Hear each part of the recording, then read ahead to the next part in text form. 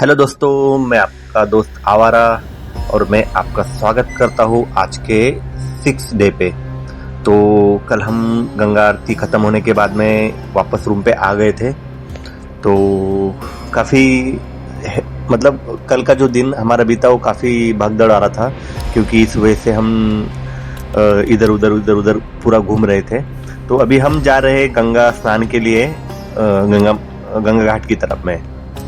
वैसे आज 15 अगस्त है, इसलिए हर जगह पे देशभक्ति के गीत बज रहे हैं। तो बस इसी का आनंद लेते हुए हम आगे बढ़ रहे हैं। अभी मार्केट धीरे धीरे करके बैठ रहा है, मतलब हर धीरे धीरे से दुकानें खुल रही है। वैसे रास्ते पे जो स्टॉल वाले थे उन्होंने पहले से अपना ठेला लगा लिया था। तो बस जाते जाते अगर कुछ अच्छा शॉपिंग के लिए मिलता है तो हम देखते हुए जा रहे थे। भीड़ धीरे धीरे से अभी बढ़ने लगी थी। तो गंगा घाट की तरफ चलते चलते आप देख सकते हो कि कितने सारे मतलब मॉर्निंग में बहुत सारे लोग गंगा स्नान के लिए निकल चुके हैं। कल शाम को हम जब नाइट में आए थे, ये वही रास्ता है। कल रात का नज़ारा काफ़ी अलग था और अभी का नज़ारा काफ़ी अलग है। अरे बाप रे, गंगा घाट पे जो तूफान भीड़ है, भीड़ को देख के तो मुझे ऐसे लगा कि शायद नहाने के लिए, गंगा स्नान के लिए तो मुझे जगह मिलने ही वाली नहीं है।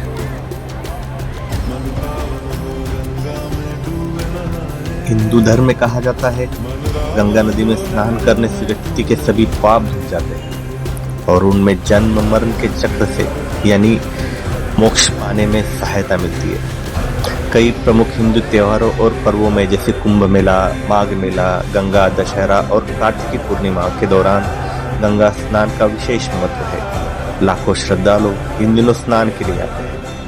जन्म से लेकर मृत्यु तक कई महत्वपूर्ण धार्मिक संस्कार और अनुष्ठान गंगा किनारे या उसके जल से ही किए जाते। पौराणिक कथाओं के अनुसार गंगा को राजा भगीरथी पृथ्वी पे लाए थे, इसलिए इसे भगीरथी भी कहा जाता है। यह उत्तर भारत के बड़े हिस्से के लिए जीवनदायिनी का एक स्रोत है, जो खेती, पीने के पानी और आजीविका का आधार है। यह केवल एक जलधारा नहीं है, बल्कि करोड़ों लोगों की गहरी आस्था और भक्ति का केंद्र है। हर हर गंगे। मेरे अच्छे बुरे कर्मों का हिसाब बस वही गंगा में छोड़ के मैं एक नए पवित्र मन से गंगा स्नान करके फिर हमने गंगा जी को प्रणाम करते हुए अभी रिटर्न का मतलब वापस उसी भगदड़ भरी जिंदगी में आने का प्रण लेके वहाँ से निकल आए। आते आते अभी तक का जो 15 अगस्त का जो माहौल था काफ़ी रंगीला हो चुका था। जगह जगह पे भारत का ध्वज हमें दिखाई दे रहा था। और बस अभी हमको यहाँ से जाना था गंगा स्नान करने के बाद में काल भैरव मंदिर की तरफ। तो हम निकल लिए उसी तरफ। बनारस की संकरी गलियों में से रास्ता निकालते हुए हम कासा बाजार से कुछ सामान खरीदते हुए आगे जा रहे थे काल भैरव मंदिर की तरफ।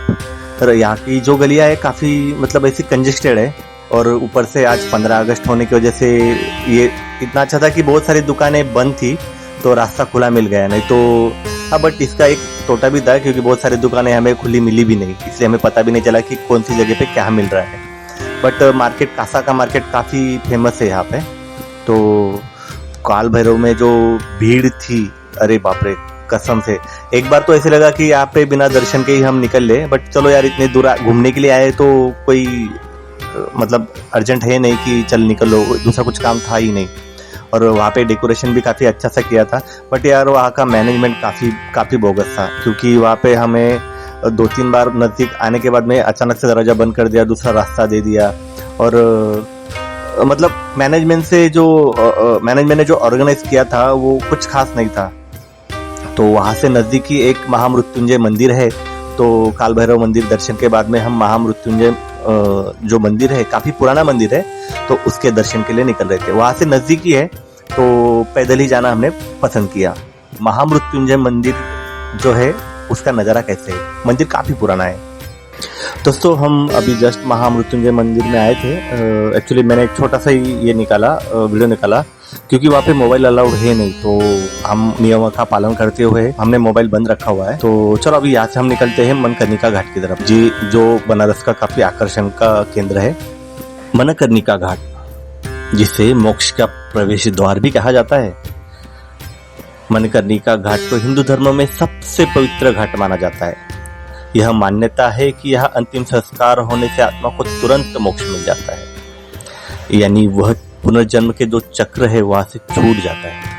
ऐसा माना जाता है कि इस घाट की चिता की अग्नि कभी शांत नहीं होती। यहाँ 24 घंटे दाह संस्कार होते रहते हैं। मणिकर्णिका घाट पर एक गहन और विचलित कर देने वाला अनुभव हो सकता है। एक तरफ जहाँ जीवन की क्षणभंगुरता का एहसास होता है, वहीं दूसरी ओर आप गहरी धार्मिक आस्था और जीवन के अंतिम सत्य को स्वीकार करने की प्रक्रिया देखते हैं। यह स्थान जीवन और मृत्यु के चक्र का एक शक्तिशाली प्रतीक है। यह घाट वाराणसी की आध्यात्मिक पहचान का एक अभिन्न अंग है, जहाँ जीवन और मृत्यु एक साथ चलते हैं। पौराणिक कथाओं के अनुसार भगवान शिव ने इस स्थान पर देवी सती के विरह में अपने कान की बालियां, जिसे मणिकर्णिका बोलते हैं, वो गिराई थी। एक अन्य कहानी के अनुसार यह वह स्थान है जहाँ भगवान विष्णु ने शिव की तपस्या करते हुए कुंड खोदा था। इसे एक सिद्ध क्षेत्र माना जाता है, जहाँ किए गए कर्म और पूजा फल तुरंत मिलता है। घाट को प्रमुख 2 हिस्सों में बांटा गया है। एक है मणिकर्णिका कुंड, एक छोटा सा तालाब जो माना जाता है कि देवी पार्वती के कान की बालियां गिरने से बना था, और दूसरा है दहन स्थल, जहां अंतिम संस्कार किए जाते हैं। वाराणसी में गंगा नदी के तट पे टोटल 84 घाट हैं। ये सभी घाट मिलकर काशी की एक अनूठी और लंबी श्रृंखला बनाते हैं, जिसमें हर एक घाट का अपना अपना ऐतिहासिक, धार्मिक और सांस्कृतिक महत्व है। इन 84 घाटों के मोटे तौर पर उनके उपयोग के आधार पर 2 प्रमुख श्रेणियों में बांटा जाता है। एक श्रेणी जो है जिनमें पूजा और स्नान घाट है, और दूसरी जो श्रेणी है उसमें शमशान घाट है। पूजा और स्नान घाट में इन घाटों के मुख्य जो स्वरूप है वो धार्मिक, स्नान, पूजा पाठ, योग और गंगा आरती जैसे अनुष्ठान के लिए किया जाता है, जिसमें दशाश्वमेध घाट आता है, अस्सी घाट आता है, तुलसी घाट, मान मंदिर घाट इत्यादि। और शमशान घाट ये वो घाट है जहाँ पे अंतिम संस्कार किए जाते हैं। उदाहरण के तौर पे मणिकर्णिका घाट और हरिश्चंद्र घाट। गंगा मैया बहाव के कारण जो भी पूरे घाट थे उन पे पूरा मिट्टी जमा हो चुका है। बस जैसे लास्ट टाइम प्रयागराज में हुआ था, ऐसे बहुत सारे घाट थे जहाँ पे हम नहीं जा पाए। और ये जो आप मंदिर देख रहे हो, आपने बहुत सारी जगह पे देखा होगा, जब रील्स में या फिर ड्रोन शॉट में देखा होगा तो मंदिर काफी टाइम खुला रहता है। बट आज ये मंदिर कम से कम सिर्फ इसका कलश ही बाकी था। पीछे 2-3 दिन से थोड़ा सा पानी का बहाव कम हुआ, बट जो भी पूरे घाट है वो सब मिट्टी से भरे हुए हैं, जो अभी क्लीनिंग चल रही है। इसको क्लीनिंग करने का भी तरीका बहुत ही अजीब ही है। जो गंगा मैया से पानी लेके जो पूरा मिट्टी गंगा मैया ने यहाँ पे भर के रखा हुआ है, वो पूरा मिट्टी गंगा मैया के पानी से उसको पूरा वापस गंगा में ही विसर्जित किया जाएगा। तो चलो अभी हम जाते हैं ऊपर मणिकर्णिका घाट पे, जहाँ पे शवदाहन किया जाता है, जहाँ पे जन्म और मृत्यु सब एक ही जगह पे समाप्त होता है। मतलब जहाँ पे मोक्ष मिलने का जो ठिकाना है, हम उसकी तरफ जा रहे हो। ऐसे सुना है कि यहाँ पे अस्थियां विसर्जित नहीं की जाती, क्योंकि हवा के माध्यम से या फिर जैसे गंगा मैया पूरा घाट क्लीन करती है, जहाँ जहाँ पे शव दाहन किया गया हुआ है, गंगा मैया खुद अस्थियां अपने अंदर में समा लेती, और बस यही से जीवन और मृत्यु का पूरा खेल समाप्त होता है। वाराणस्या महापुण्य मणिकर्णिति विश्रुता तस्या सत्वा तुये मत्स्यो मुक्तो भवति बंधनात्। काशी क्षेत्र महापुण्यमय है और इसे मुक्ति का धाम भी कहा जाता है। मणिकर्णिका तीर्थ ही वहाँ मोक्ष का कारण है। यह श्लोक घाट के अद्वितीय आध्यात्मिक महत्व को सिद्ध करता है। और बस दोस्तों, यही शाम हमारी जर्नी भी यहाँ पे खत्म होती है। बड़े जड़ अंतकरण से हम वाराणसी को अलविदा कहने वाले थे। अभी शाम को हमारा रिटर्न का प्लान है, तो अभी हम निकल रहे हैं रिटर्न जर्नी के लिए। दोस्तों, मेरी ये सीरीज़ अगर आपको सच में अच्छी लगी तो प्लीज़ कमेंट में बताइए, और हो सके तो प्लीज़ चैनल को सब्सक्राइब कीजिए, क्योंकि आगे के ऐसे और भी अच्छे वीडियो मैं आपके लिए ला सकता हूँ, तो उससे मुझे अच्छी प्रेरणा मिल सकती है। तो दोस्तों, चलो मिलते हैं हम हमारे अगले नेक्स्ट ब्लॉग में। तब तक के लिए हर हर गंगे।